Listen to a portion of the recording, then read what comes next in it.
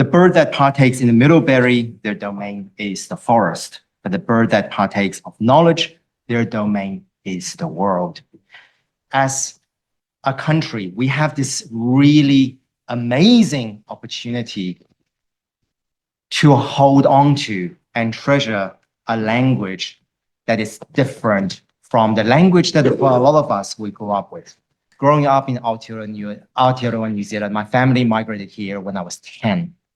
When I was growing up in school, I had no opportunity and I was actually not encouraged to learn Te Reo Māori in any way, shape or form because it wasn't the thing to do in the early 2000s, particularly for a Chinese child.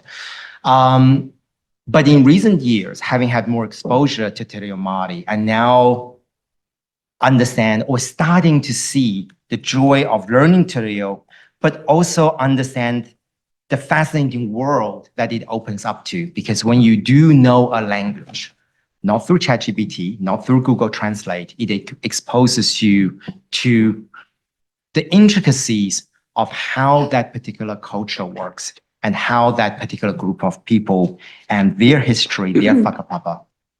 What we are seeing is the downgrade of Te Reo Māori and the lack of commitment towards 1 million speakers by 2040. Now, I've also read Te Tora Whiri Te Reo Māori, the Maori Language Commission's submission and response to this as well. The focus of my petition was around Section 127, and which is part of the Education and Training Amendment Bill number 2, where upholding Te Reo Māori is now becoming a secondary or supporting objective as opposed to one of the primary objectives previously. That, coupled with the repeal of Section 5 of the Education and Training Act in terms of NELP, which included an appreciation of the importance of diversity, cultural knowledge, identity, and the different official languages, and Te Reo Waitangi and Te Reo Māori. And that combined with a swathe of other changes that have been made in recent years, such as changing signage from English, from Te Reo Māori to English, such as the defunding of $150 million to Ahu Te Reo Māori, signals to not just Aotearoa New Zealand, but to the world that Aotearoa New Zealand does not take one of its official languages seriously.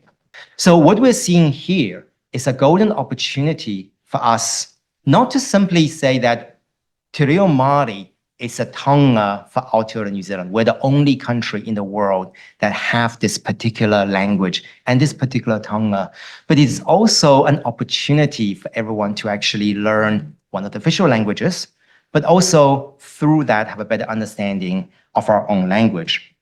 I want to finish with something else that I think it's important for us to remember when we're looking at Te Reo Māori and Te Reo Māori in schools, and I'm happy to take questions after that. So, kia mau ki Te Reo Māori o Aotearoa, akona te ao, pupuritia. Retain the Maori language of Aotearoa, teach it to the world, preserve this national treasure. Thank you, Select Committee. Okay, you've got questions? Yeah, thank you. Thanks, Lawrence.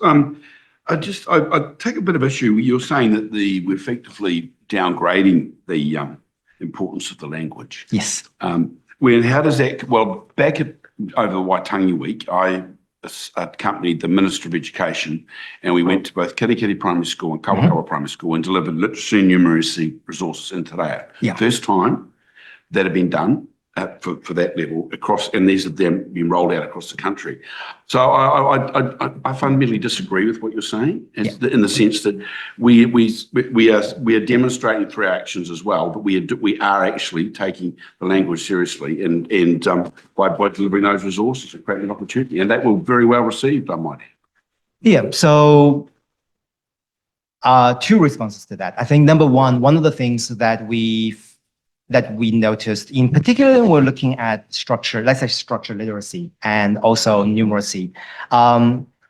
When we are looking at it, one of the concerns around that, which I've expressed, is the way that they are being translated.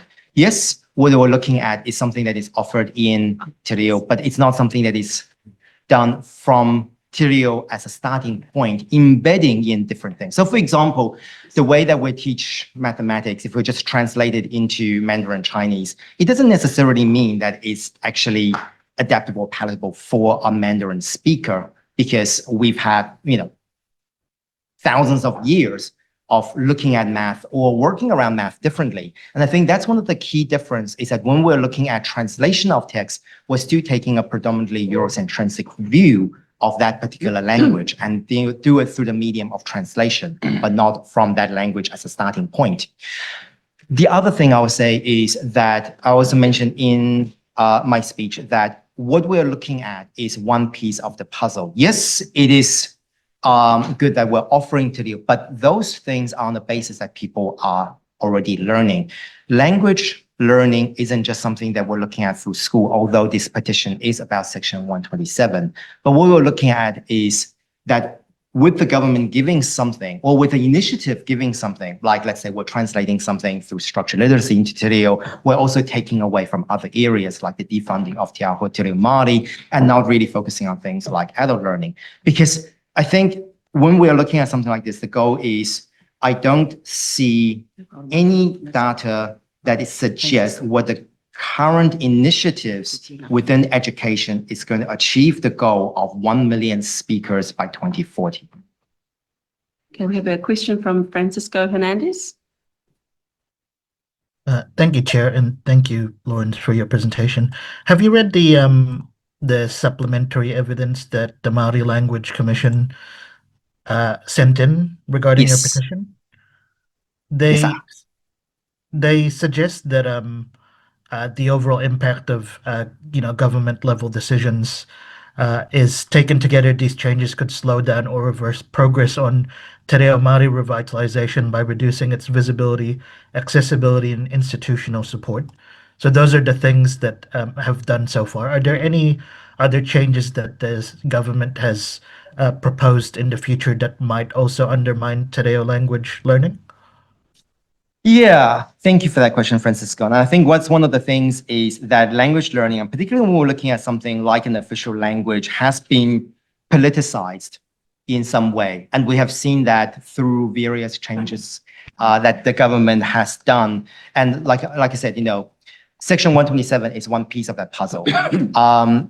But I agree with the Māori Language Commission that what we're seeing in terms of the combinational effect of what various changes to Te Tiriti and various changes to Te Reo Māori and the funding that is being provided meant that we would be seeing a slowdown of new uptake of Te Reo Māori learning, which means we will not hit our 1 million speaker target by 2040.